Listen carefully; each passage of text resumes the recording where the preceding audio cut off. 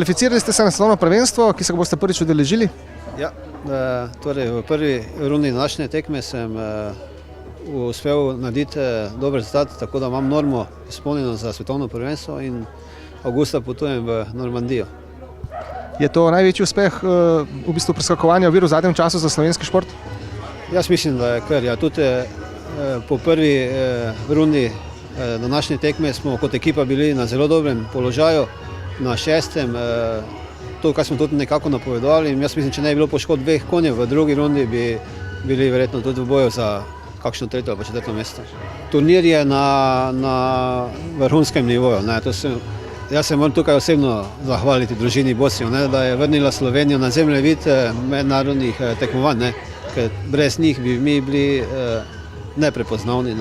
No, na vsak način je pohvala mnogoštevilčen obisk ljudi, obiskovalcev, ki so prišli sem, kljub temu, da je danes še prazničen dan, da je deževalo vmes, so se kljub temu odločili prišli in to je spodbuda za bodoče delo.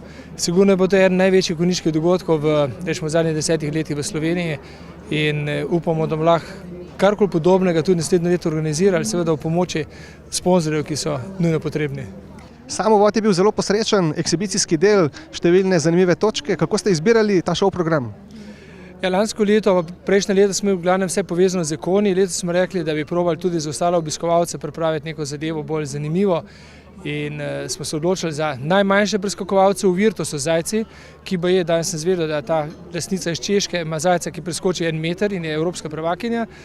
Druga varianta so bili psi, agility, ki so hitri in preskakujejo.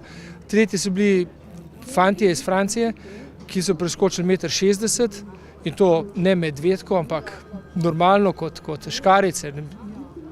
Neverjetno. In zadnja varianta seveda konje.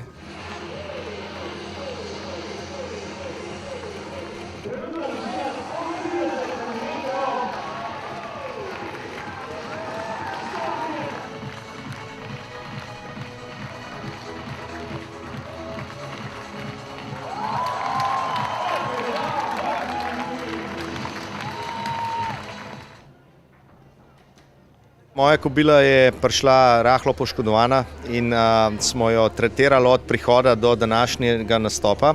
Včeraj sem šel eno malo tekmo za ogrevanje, pa že včeraj ni bila 100%, kar se je seveda pol pokazalo tudi v nastopu, 20 kazenskih točk, to ni normalno v njeni navadi. In je po tekmovanju takoj šepala, tako da nažalost sem takoj že želel zapustiti oziroma opustiti nastop v drugem delu. Ostali člani ekipe pa za mene odlično.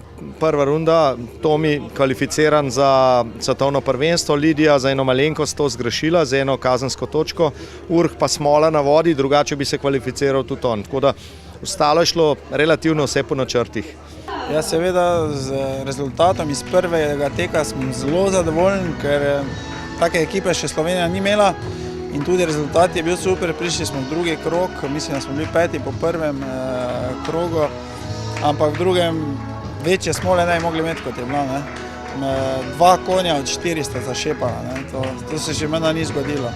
Na srečo nič hujšega pri obeh, da ne bo tam imeli kakih resnih posledic, ampak vseeno za tekmo pa je bila zelo velika smola. Ja, jaz sem s kobilo ekstremno zadovoljna. Sicer druga runda se ni najbolj išla, imela sem malo smole. Prva runda fenomenalna, mislim za 9-letno kobilo in za prvič, da je tekmovala Pokal narodov, je šla res super. Kar se tiče jahanja, mislim, da sem naredila skoraj optimalno. Bilo je v drugi rundi klejlih, kjer sem imela napako na kombinaciji, je bila malenkost moja napaka, pa verjetno glih zaradi tega, ker mi je kobila, se mi je ekstremno bala ekrana in mi je bežala od ekrana in sem imela težavo tam, ampak tako kot sem rekla, jaz sem ekstremno zadovoljna, rab malo več rutine in 2-3 take runde in mislim, da bo kobila bistveno boljša.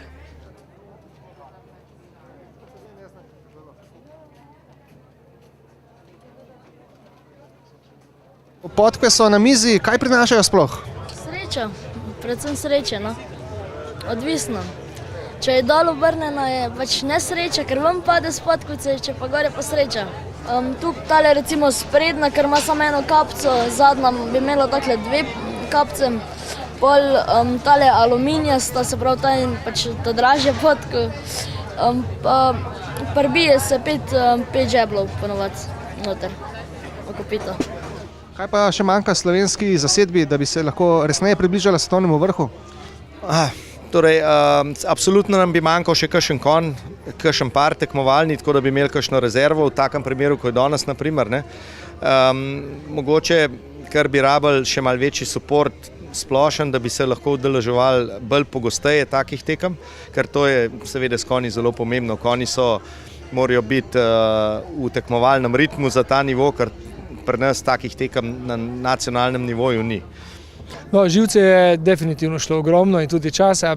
Tak dogodek se pripravlja vsaj 3 mesece.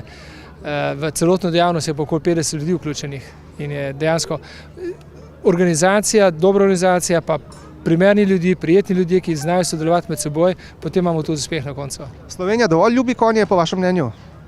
Mislim, da zelo. Da je v Sloveniji konj ena taka žival, ki jo imajo vsi radi, ki ima neko straho spoštovanje do nje, hkrati je pa boječa, primerna za ljubezen, za dajanje in za sprejemanje ljubezni z njegove strani.